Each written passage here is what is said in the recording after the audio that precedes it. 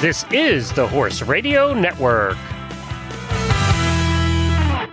This is episode 119 of the Healthy Critters Radio on the Horse Radio Network. Healthy Critters Radio is brought to you by BioStar US. Find them online at biostarus.com. On today's show, we ask why mares are often underestimated. The breed of the show is the Ragdoll cat. In Critter Nutrition, we offer tips for the overweight dog. And in Coffee Klatch, we ask, if your horse or dog was a human, what would his or her favorite beverage be? Listen in.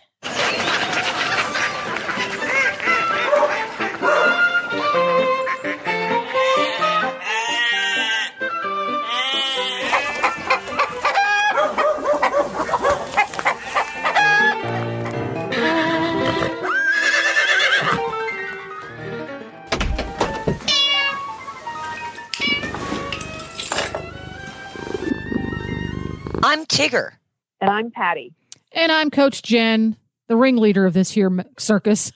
Thanks for joining us on Healthy Critters Radio, where we get together every few weeks or so and chat about all things healthy for our horses, our dogs, our cats, our chickens, our llamas, ourselves. But we're not talking just physical health. We talk about our emotional and mental health as well.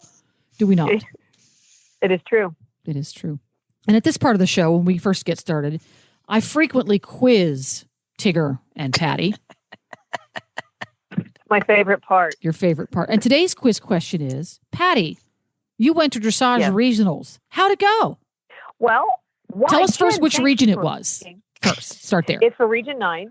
It's Region 9, and it's held in Houston, Texas, at Great Southwest Equestrian Center, which is a very, very, very large venue, and most of it's under roof. And we had gorgeous weather, which was, just simply gorgeous weather, which was wonderful. And, as with all the stuff that's been going on this year, we've all felt just grateful to even just be able to show. And I have been to a show a month since they were back on track. And, every show definitely had different protocols and how they've handled it. And all of them, I think, have done a great job not knowing, how to do this, right? This is our first time we've been doing this. So my hat's off to all the yes, for pretty much everybody in the world, this is the pandemic maiden voyage. Yeah, for everybody. Yeah. For sure. So, but what was kind of interesting, going into this, because now, this particular group that runs it for Region 9 is called Show Secretary, and you do everything online, which is obviously awesome. And for those people that don't know much about dressage, you go through different levels, and at each level there are different tests, about 3 in the American levels, and then you get what's called international. But the point being is that you have a judge that sits there and watches you perform specific movements that are numbered. And they have to write this on a piece of paper, but actually what they have is a scribe who writes it down. And the scribe sits right next to the judge for hours and hours on end. Well, they've had to develop all new booths that the judges sit in and the scribes sit in, and they have plexiglass, and they actually, what they end up doing is have a little area where they can slide this test paper back and forth. So at the very, very end, the judge can actually handwrite her comments as to what they liked or what to improve on, or anyway, anything. But what they have to do, and this is a whole lot more work for the show committee, is now after these tests, and there's, at least probably 80 tests that go in a day in a 6 to 7 ring show. So that's a lot of paperwork, but they don't want people now going and picking up their tests. So they email all of them. Think about the undertaking just think about how much more work that becomes for the show secretary. And all of that really went off without a glitch. But what was the biggest thing that stood out that was different than any other show is, at the championships, you have award ceremonies that, at every level. And it was very interesting, and I'm not 100% sure why, but you were absolutely required to wear your mask during the award ceremony. Not when you're riding, not when you're warming up, but during the award ceremony. And they actually, and again, super grateful that they still did the award ceremonies, because we were kind of afraid that it would be sort of anticlimactic if they didn't, because people work all year round to qualify and get in the show. And then if you win, you'd like to be out there and have everybody see you and get your picture taken. But they literally required it. In fact, you couldn't go in unless you had your mask on. So that was sort of an interesting thing that I kind of hadn't expected. And then they have a big thing that says, the type of championships that is, that you can take a picture with your horse with, the region behind it, and, USEF and all of these wonderful things. And again, you also had to have your mask on for that. But they would make announcements every day saying, okay, guys, and this was the biggest difference to me, was that, a lot of people were taking pictures there and then posting them on Facebook, saying they had won something. And I guess the USEF was following it and saying they don't have their mask on, tell them to stop doing that. So, it's a lot of undertaking. Just the added work to it was just amazing to me. And honest and truly, it really did run very seamless, but you just don't, it's even after all this time of us going out and wearing masks and stuff like that, it still is real easy to, get out of what the protocol is. Like, you just don't think about it. You're sitting on a horse, you're not thinking about putting a mask on. So it was just very interesting to me to see how many people, really work together to make it go off without a hitch. But the last thing that I thought was very interesting, and again, not at any other show, and it's because it was, Region 9, which is representing a very large area, but they had, people come in and, everybody has markers everywhere, 6 feet apart. But if people were standing next to each other, I have a barn full of ladies that I teach, and there's a lot of ladies that, like to stand on the sidelines when somebody else is showing. And unless you were staying in the same hotel room or trailer or whatever, they didn't want you standing next to each other, and they'd go around and break up groups. So, it was just a huge effort. And it was amazing to me to see how well everybody handled it and how they were able to orchestrate it, and just the amount of manpower and time, and, on the show committee and the show secretary. It was really very, very impressive, but just kind of different than other shows. So it was a long week. It was a great week, and all the people and all the volunteers really made it pretty amazing. And I'm sure there was hitches, but you certainly, from our side of it kind of went off without a hitch. So it was just different. So do you think there was any difference because of all of the COVID protocols that were in place? Were there people who you expected to see there that didn't come because of the complications of getting to and participating?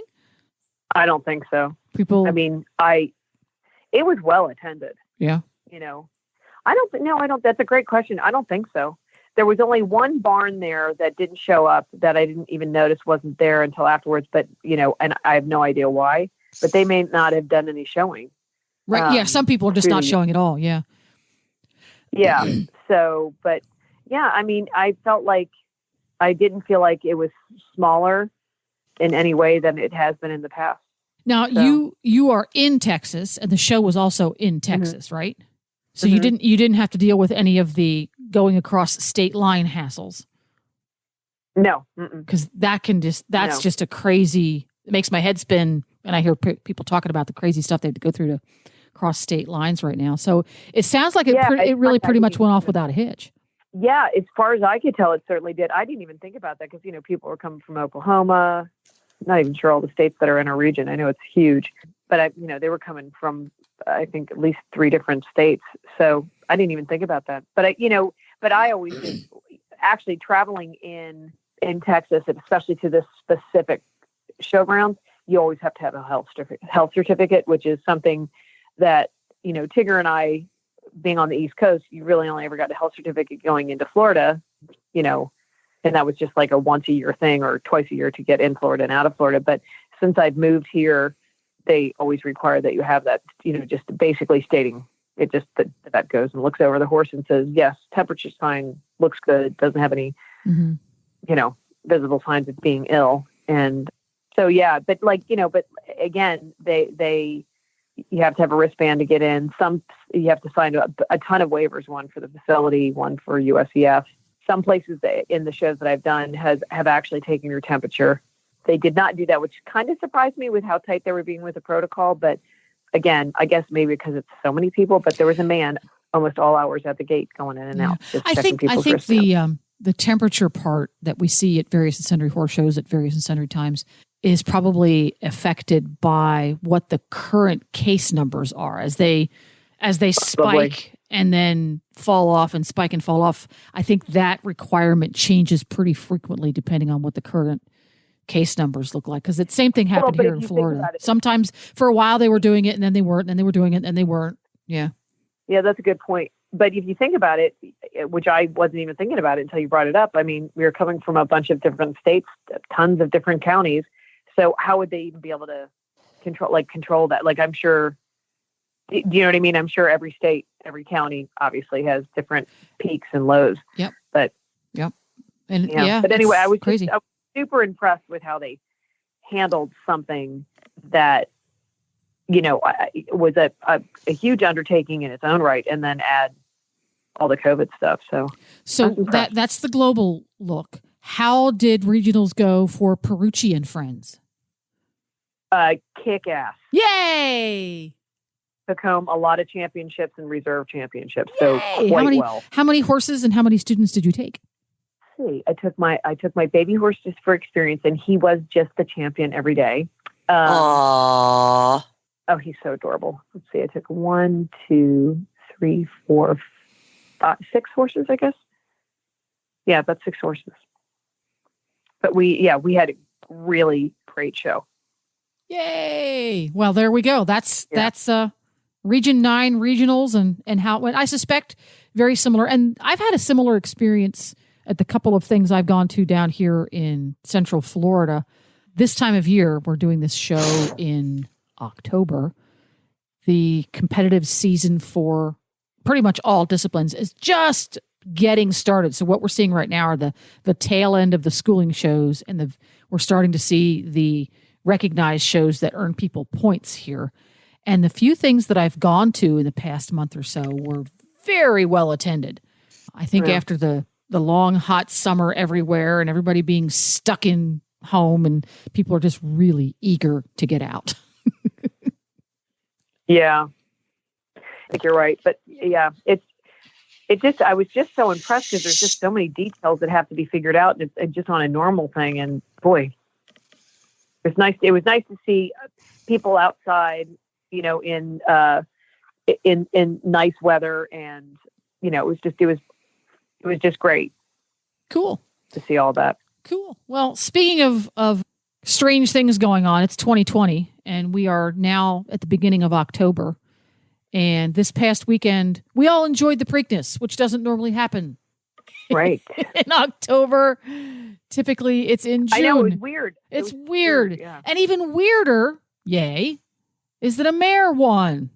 A filly by the name of Swiss Skydiver. So Tigger has the topic of the roundtable today. What is it? Well, why are mares often underestimated?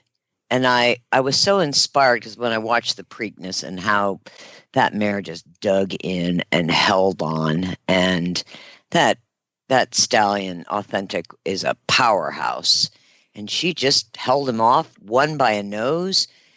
And I started thinking about, some of the great mares, Rocher that John Williams rode, and Touch of Class that Joe Fargas rode.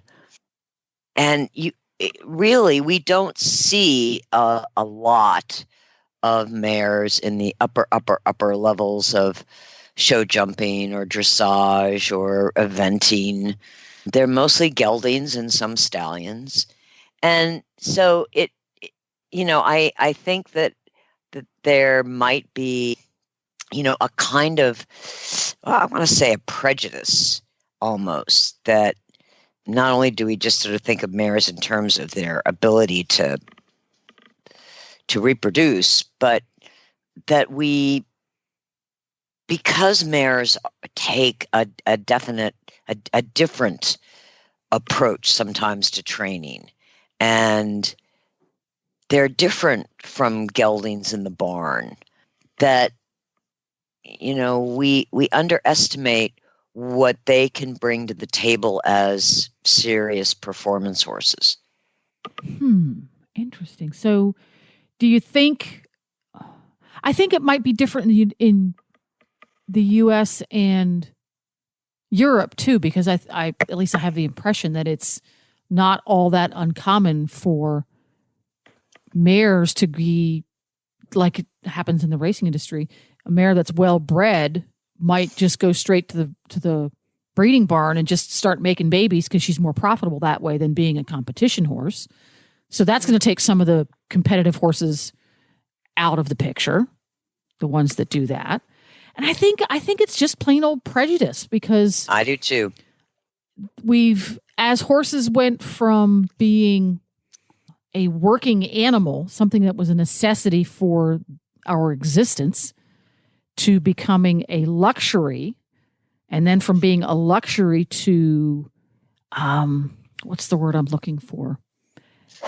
I don't want to say a tool for competition, but an animal that, an athlete, a paid athlete, they get paid by being cared for.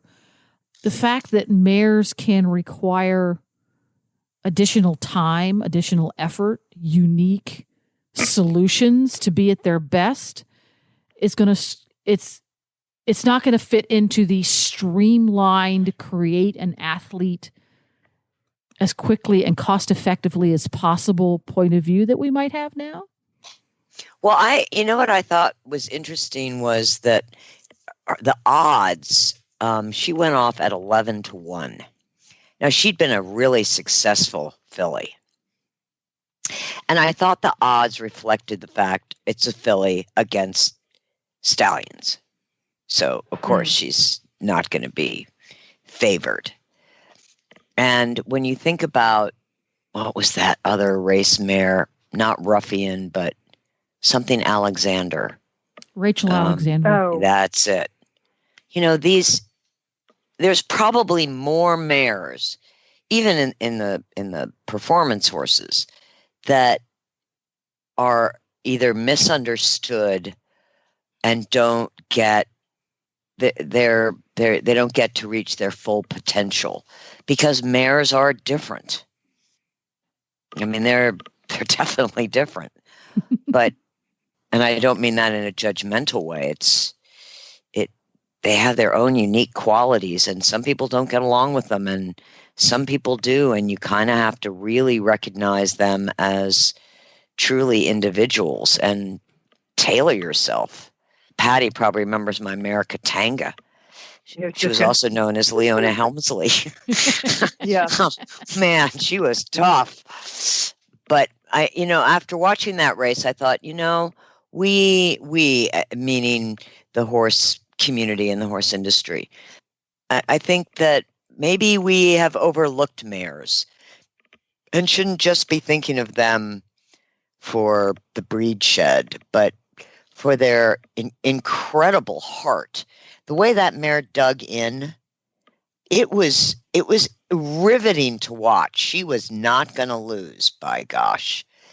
And I think that when you think of Touch of Class, when you think of Rocher, some of the really great mares, that's what they have, is this incredible, sort of like women.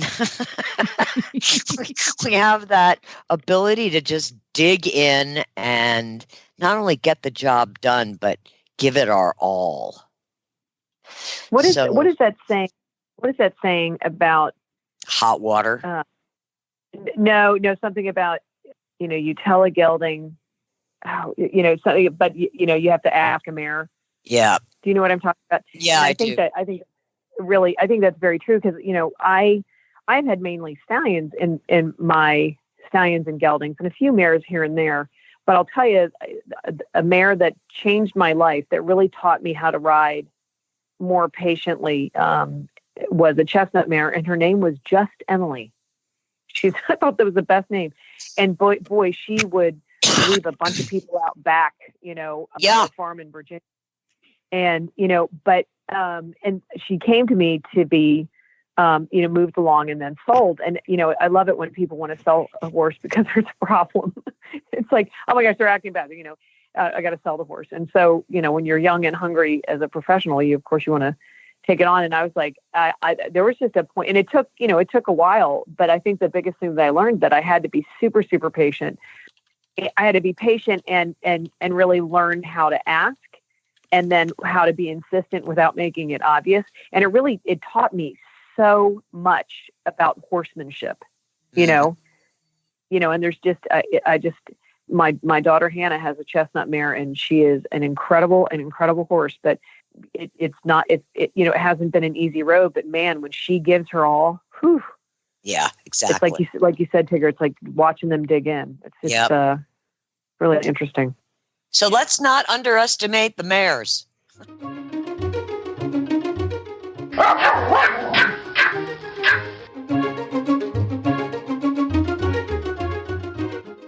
Hello. Hetty. Hello, my friends. Whoa. Huh. Are you smoking How is something? she? No, just had a rich full day. Oh, I'm waking up. Now I'm mad. You sounded very zen. I was thinking maybe you rolled a joint and, Taylor, would I do that? No, I would take meth and snort crack. That's true. Or just eat chocolate. Just eat so much chocolate. Yeah. So I would not. We have a question for you. And I have so many answers. We know that. We would like to know what you think your servant's favorite beverage is.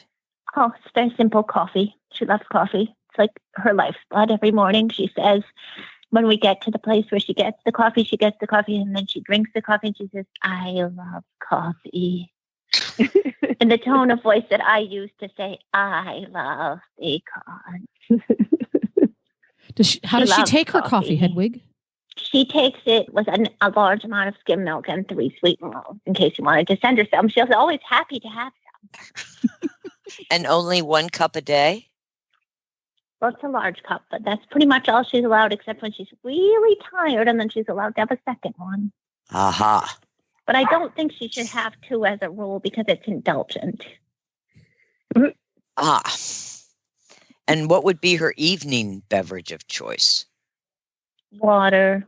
She's very boring. Right now she's having tea because it's cold. Is there any She little, does drink a lot of tea. any rum in it or bourbon? She's trying to finish writing something on the box. Ah, on the clicky box. The clicking box. There's so much clicking on that box lately. Oh my God. I'm surprised it doesn't just buck her right off. Well, she's just published a book. Whatever. That's not true. It isn't? Well, I mean, it's like when we say she has a job.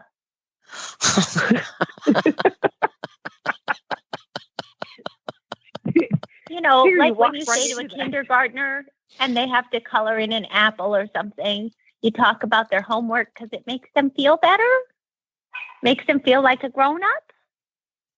That's pretty much what we mean when we talk about her having a job. But she does have several published books. Well, I mean, okay, if we're going to pretend about things, then okay. But where do we get credit? It's just so important that we not indulge her. Ah, the only indulging is with the palms. Yeah. Mm-hmm. That's what I figured. You know what's so funny? My sister, Mustard Seed, has her head problem. And so at night, she gets cold and she likes to lie upside down on her back inside the curl of the human's arm and have just her chin stroked with 1 finger. And if the human falls asleep and moves, she's punished. So funny. and then my other sister lies right on top of her. And if she moves, Peace Blossom goes insane, barking and growling. Every time she moves, she hasn't slept more than an hour in weeks. Oh, my God. She's looking a little punsy. and she has an article due, so she's really anxious all the time. And she gets interviewed about her fake book by people, and she has to sound intelligent. Can you imagine? This is why you shouldn't live a lie. Well, I was just saying a public service announcement for all our listeners. This is why you may want to reconsider getting a Pomeranian. Now, Tigger, this is why you shouldn't pretend to have a job when you don't. Well, we're going to let your servant get back to clicking on her box and getting ready for her interview. So thanks, Hedwig, and we'll be sending a nice certificate for your servant to have a nice big cup of coffee. She needs more coffee, trust me. She's a miserable psycho. Well, good to know. Thanks. Yeah. Bye, Okay, Hetty. we're really Okay, looking forward bye. to seeing you in Florida.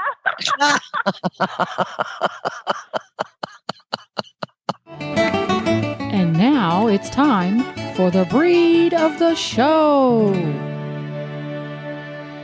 So it is time for Breed of Show section of the program, and I have gleefully chosen to do Ragdoll cats, partly because I have two. Of course I do. I've had mine. They're both about 8 years old, and my original purpose in wanting to get one is I was doing a lot of traveling, and it's very hard when you travel and you have a lot of dogs. And so I thought I wanted the most dog-like cat I could get. So I got a Ragdoll. And I have to tell you, I haven't been disappointed. I didn't know the purpose and why I chose them is I knew they were a little bit of a larger cat. I knew they were very friendly, but they do this flopping thing. What they're known for is they kind of, when you pick them up, can just flop over like a Ragdoll. And I have to say that is very true. Or you can be walking through your house and turn a corner and they're just laying in the middle of the floor would be one of the cats just belly up and for no reason, just because that's what they do. So just doing a little research, it's kind of interesting. And I knew they had not been a breed in existence for a long time, but they originated in California in 1960. And most likely it was the result of a white Persian female and a Burman type tomcat. And the woman that had started the breeding program really was very specific about the type of cats that she had, that they were always very low key and very, very gentle. And what the Ragdolls are known for, besides their adorable behavior of just laying down and being very, very sweet, is they're a very calm cat and socially dependent, meaning they really like, if I get up and walk out of a room, the cats follow me probably half of the time. They're very, I don't mean to say dog-like, but they really can be very dog-like. They're a fantastic family cat. They're actually extremely trainable with positive reinforcement. I actually never had to treat my cats, but I can call them, they're very, very, very smart, but I can call either one of my cats by name. And I would say, and this is a cat, so anybody who has a cat knows that cats are very independent, but my cats will come when I call them, which is kind of cool. My Maine Coon did that. Yeah. He'd go on walks with us. Yeah. Yes, exactly. And one of the things when I got my two, they were very big, the breeders were very big about, not letting them outside, randomly, on their own. And part of it is, as I have had them now, I realize a lot of it's because I think that they're just such incredible, beautiful, beautiful cats, and they're so friendly. I think the breeders worried about them being stolen, to be quite honest. But my cats like to go outside for a little bit of time, and then they'll come in. I never let them stay out at night. But again, most of the time they'll come when I call them, it's just adorable. So, but like I said, the training part of it, they're really kind of, easy, considering in a cat term, easy to train. They're a bit of a bigger cat. They can go from anywhere from 10 to 20 pounds. My two are probably right about around 12. Really pretty basic and easy to take care of, but they do need, grooming or their skin will mat. They come in a ton of beautiful colors, but probably the most popular color is the seal point. and where they have the quite adorable white little mittens. My female cat, her name is Fupa, that my daughter named, and extremely, extremely affectionate, but she, to the point where she'll come and lay on your head, and Hannah calls it, you're being fupilated, and she'll lick your hair and like knead your face. And she's just the sweetest thing. She'll just lay there and do that until you tell her not to. So if you're looking for a cat or an animal that you want to be affectionate, it's definitely one to consider. As far as health, they have just a couple of things. One of the big things is they do have some heart stuff. I personally haven't dealt with that, but apparently you can get a DNA test or talk to your breeder if you decide to go that route. But I think that the best thing about them is they're beautiful. They're not a overly active cat, not saying that they won't run around and play, but for the most part, they just love being with their people. And so if you're looking for an apartment animal or even want a cat to add to your home, I can't recommend them any more highly. They are great cats, and I've never had indoor cats this long, and they have just both been just an incredible pleasure to have.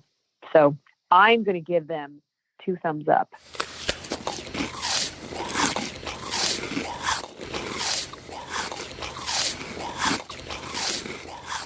Here we are at Critter Nutrition, and my dog Buckaroo has dictated to me his Battle of the Bulge. And I'm going to read it to you. But these are tips for the overweight dog. My name is Buckaroo, and I have a weight problem. My weight issues have been ongoing for several years. I am a 7-year-old Australian Shepherd who lives with 7 other Australian Shepherds and 2 humans. One is the nice human, Peter. The other is the food Nazi known as Nurse Ratchet.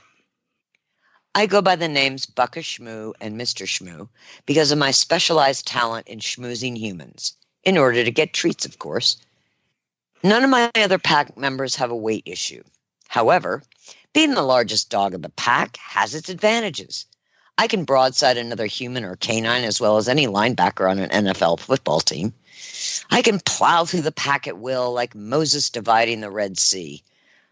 I take up so much space when I stand on the walkway to the back door, no one can get past me. I also intimidate new FedEx and UPS deliver drivers who see me as some kind of canine Titanic. I have heard Nurse Ratchet refer to me as a walking version of an ottoman. Peter says I'm just big-boned. Nurse Ratchet and 2 of my Aussie pack members spend the winters in Florida.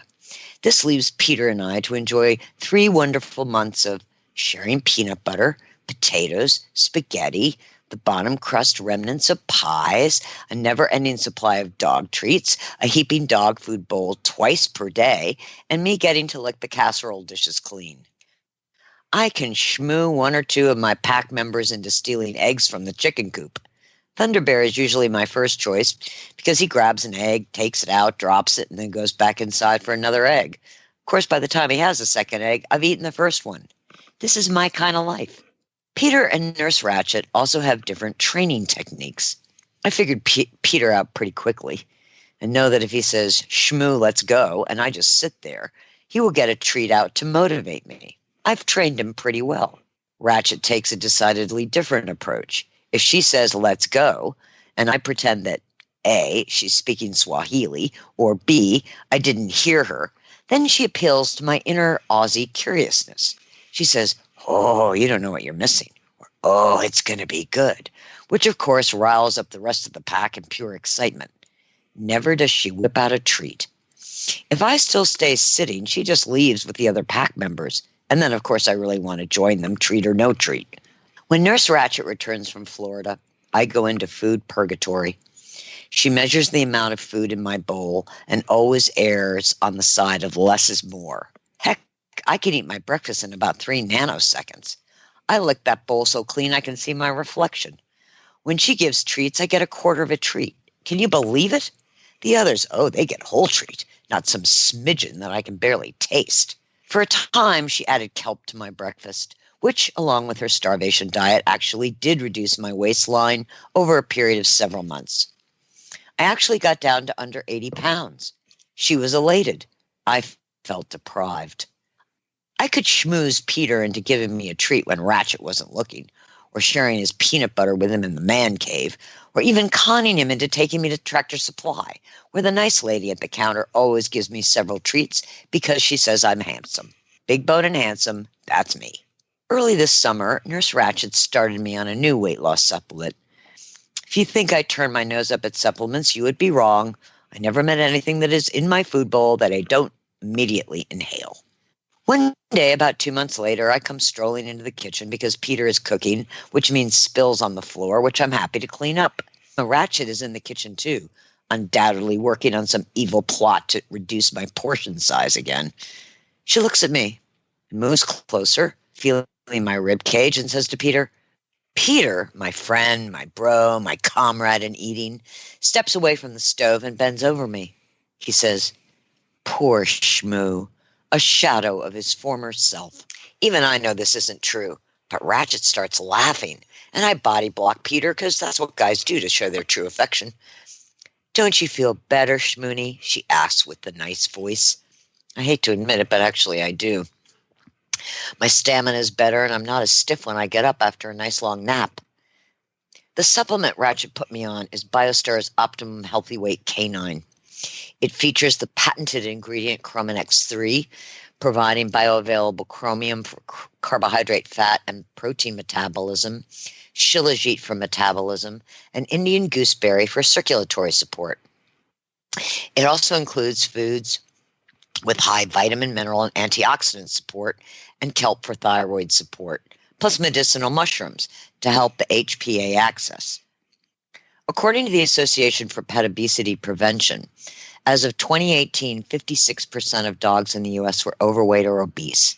Breeds most affected by obesity are Beagles, Scottish Terriers, Yorkies, Bulldogs, Boxers, Dachshunds, Golden Retrievers, Rottweilers, English Mastiffs, Pugs, Newfoundlands, Basset Hounds, Labradors, Cocker Spaniels, and Chihuahuas. I can empathize with my fellow canines who carry a few extra pounds. Even exercise and portion control may not be enough to reduce our love handles.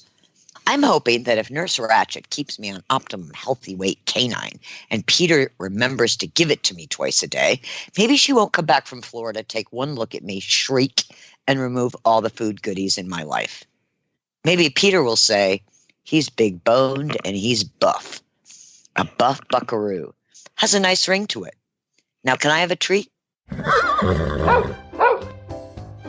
Real horses and real dogs are healthier, perform better, and recover more quickly on real food. That's why BioStar empowers horse and canine owners with 100% whole food nutrition, supplements, and feeding programs.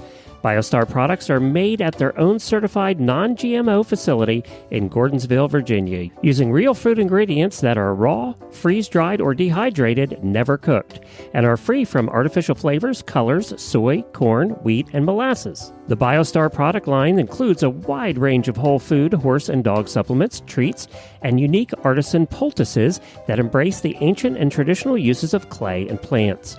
Visit biostarus.com today and learn about whole foods and canine and equine nutrition so you can make the best decisions about the care and health of your horses and dogs. That's biostarus.com. Whole food nutrition the way nature intended.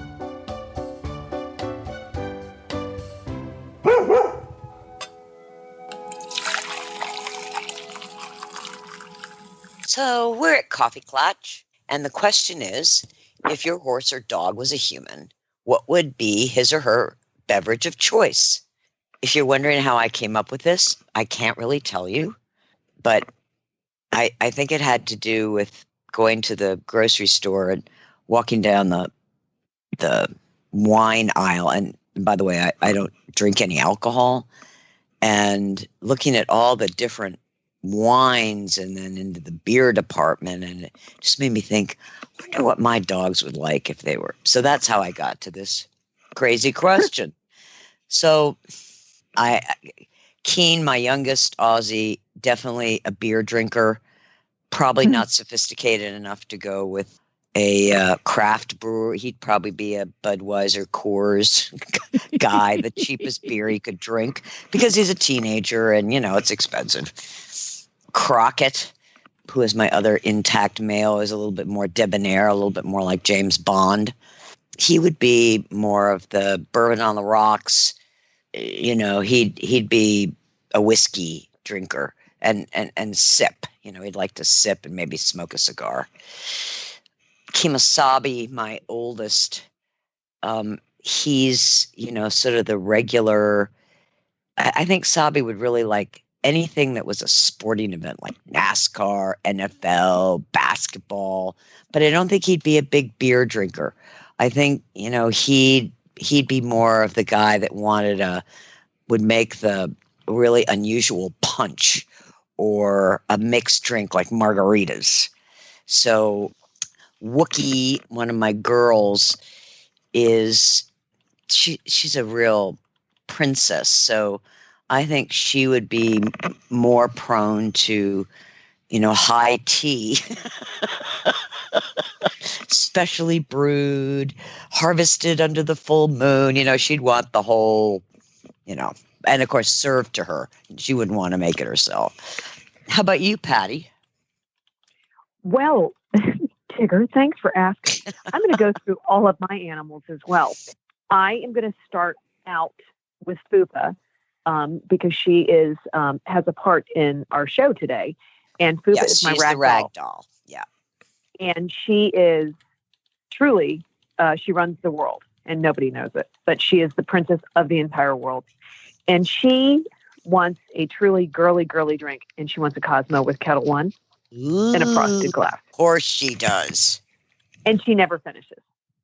And she wants it brought to her. So that would be Fupa. Hal is my baby horse who has the biggest eyes I've ever seen in the world. And you can hear them blink when he blinks because he's just the cutest thing. And he's not allowed to have anything else other than milk because he's still a baby. So I think that as time goes on, my gut feeling is he'll be a beer drinker, but I'm just saying right now he's allowed to have milk and that's it. Can he have chocolate milk? I don't know. I'll get back to you on that. Okay. Maybe he could have maybe. Only on Saturday nights. Yeah, maybe on Saturday. Yeah, Saturday night he can definitely have chocolate milk. If he eats all his vegetables. Burke, yeah, that's right. He eats every green on his plate. He can then have chocolate milk.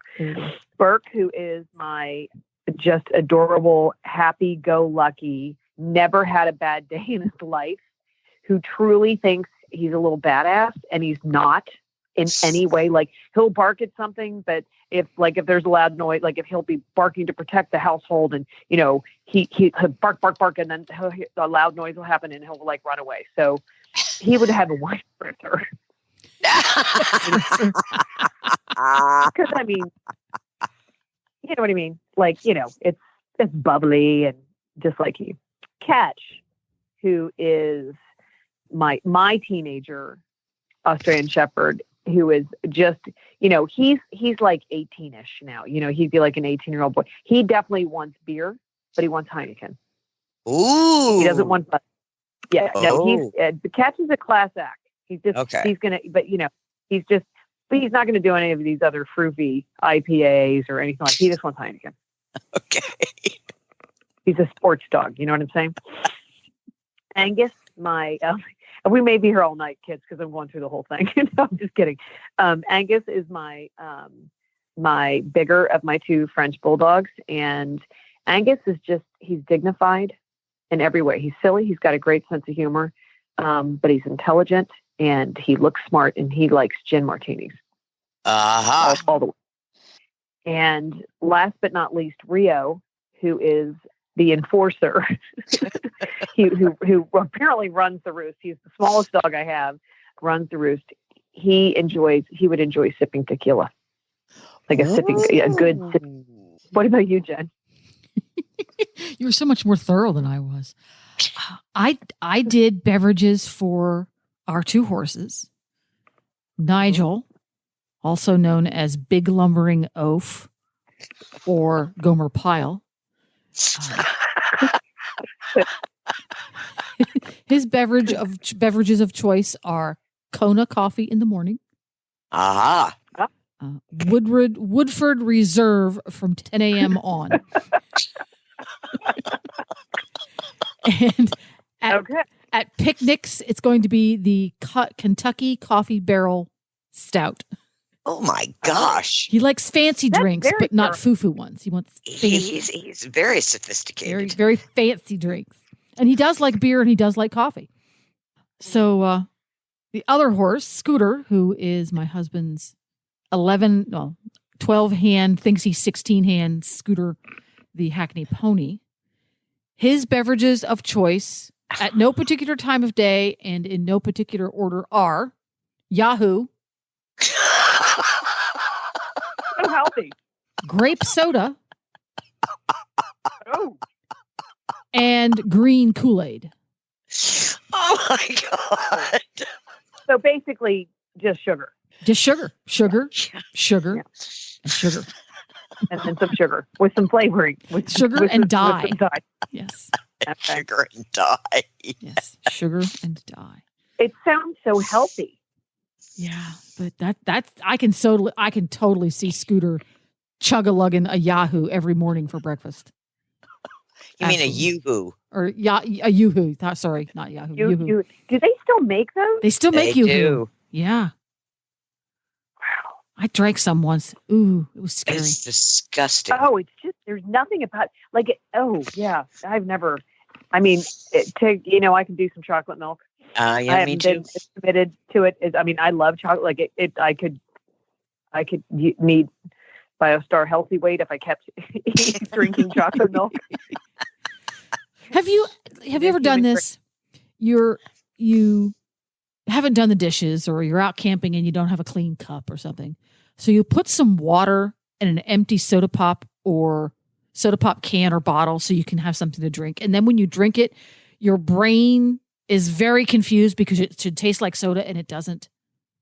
It doesn't. And it doesn't. Oh No. yeah. Oh yeah. for That's sure, what Yeah. Yoo-hoo is, because they kind of make it look a little bit like chocolate milk. That's an excellent point. And Did then you when think you it's gonna drink be it, it delicious? doesn't taste anything like chocolate milk. No, it just tastes like watered down, sort of chocolatey bad milk. It tastes like fake. No, there's nothing. The only reason your brain is saying it tastes vaguely chocolatey is they've convinced you of that. If you put Yoo-hoo, Yeah, no, I agree. if you put Yoo-hoo in a box, in a carton, and the carton said Mhm. broccoli milk, your brain would tell you that Yoo-hoo tastes like broccoli. I swear it doesn't taste like anything. Yeah, no, I'm I'm with you. It's just gross. I've never gross. liked it. Yeah. Never liked it. Grape Well- soda, on the other hand, that's awesome. Knee high. Yeah, Yeah, knee high. Ooh. Or the Orange Crush. Orange Ooh, I used Crush. to love that. Oh my gosh, I love Orange Crush.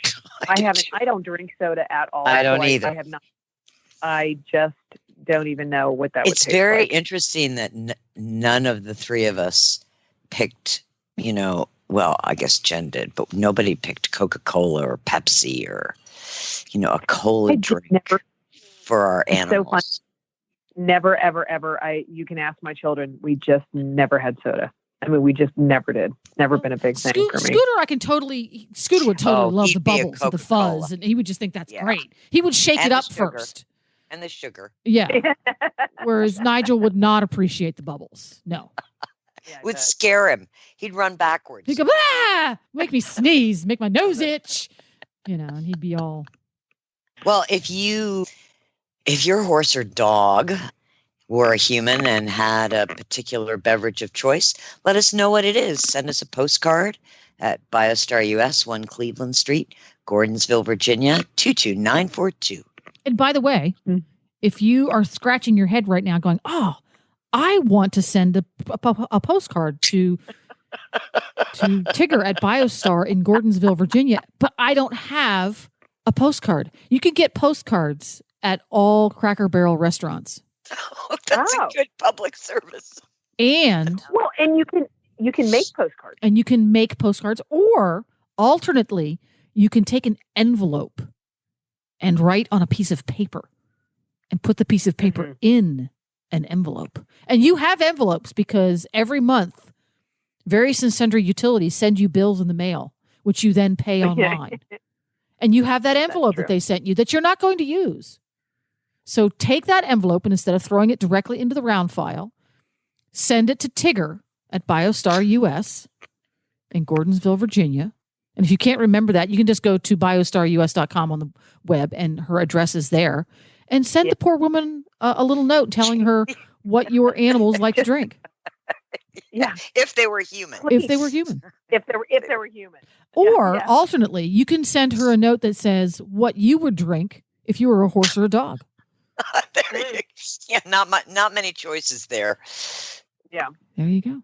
So that's it. I think that's a wrap, ladies. Yep. Thanks for listening, everyone, and thanks to our sponsor, BioStar US. You can find them online at biostarus.com. Get the Horse Radio Network phone app on iOS or Android by searching for Horse Radio Network in the App Store. It's free and easy to use. For details about today's show, go to healthycrittersradio.com, where you can find links, photos, and more information about our guests. As always, we love your feedback. Please follow us on Facebook under Healthy Critters Radio. Be sure to visit all the great shows on Horse Radio Network at horseradionetwork.com. Love your dog. Hug your horse. Feed your chickens. Clean your litter box. Dance with your goat. Slither with your snakes. Howl at the moon. Hang with your hamster. Party with your parrot. Waddle with your walrus. Outwit your otter. Cuddle your cows. Rap with your raptor. Go chipping with your chipmunks. Forgive your fox. While hedging your hog. We also recommend that you rack with your raccoon. Gyrate with your giraffe. Meditate with a meerkat. Uber with your orangutan. Facebook with your flamingo. Ponder with your panda. Walk with your Wookie. Yawn with your yak. Twitter with your toucan. Go raining with your reindeer. Dropbox your dragon.